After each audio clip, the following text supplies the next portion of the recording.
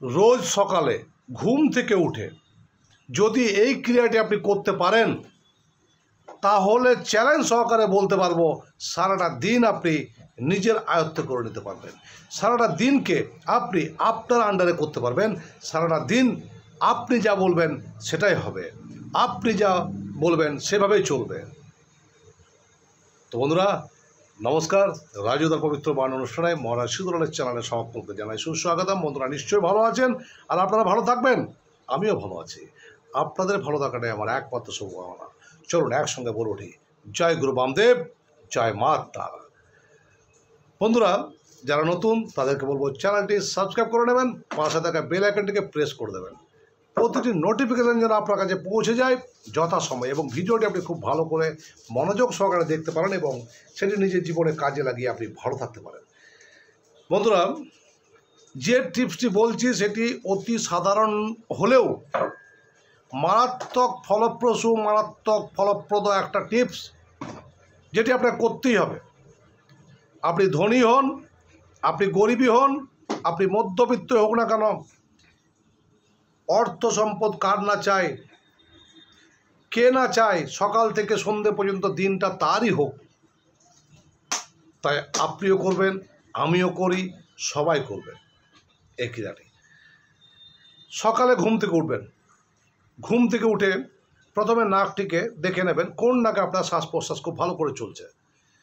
যে নাকটি শ্বাস প্রশ্বাস খুব ভালো করে চলছে সেটির দিকে ধ্যান রাখবেন। সকালে ঘুম থেকে উঠে কোনো দিকে তাকাবেন না।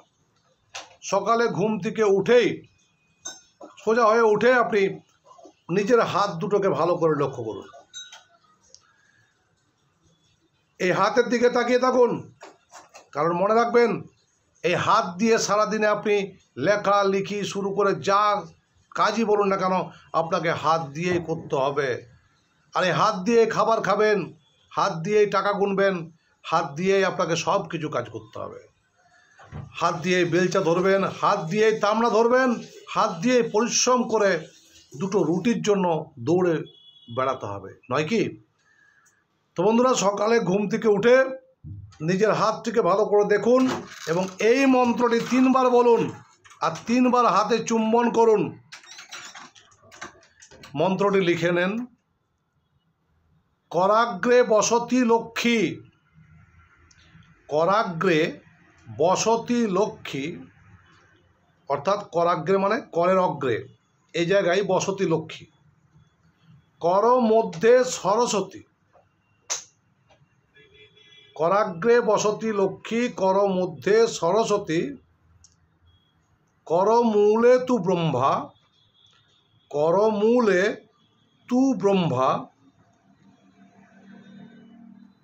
মনে থাকবে, করাগ্রে বসতি লক্ষ্মী, কর মধ্যে সরস্বতী, কর মূলে তু ব্রহ্মা, প্রভাতে কর দর্শন।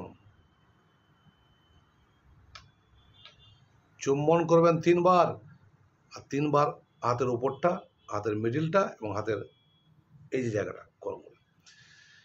করাগ্রে বসতি লক্ষ্মী অর্থাৎ করের অগ্রে মা লক্ষ্মী বসবাস করেন।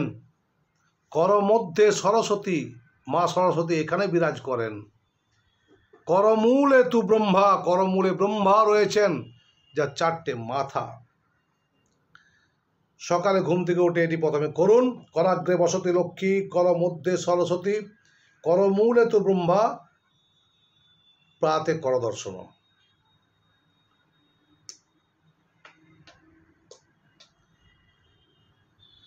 তিনবার করবেন।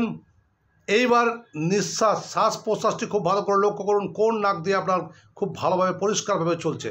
যে নাকটি দিয়ে চলবে সেই পাটিকে আপনি প্রথমে খাট থেকে নিচে নামান, অর্থাৎ আপনি যদি চৌকিতে শুয়ে আছেন, ঘুমাচ্ছেন, ছপ্পরে ঘুমাচ্ছেন, খাটে ঘুমাচ্ছেন, আপনি প্রথমে সেই পাটিকে ফেলুন, বেরিয়ে যান।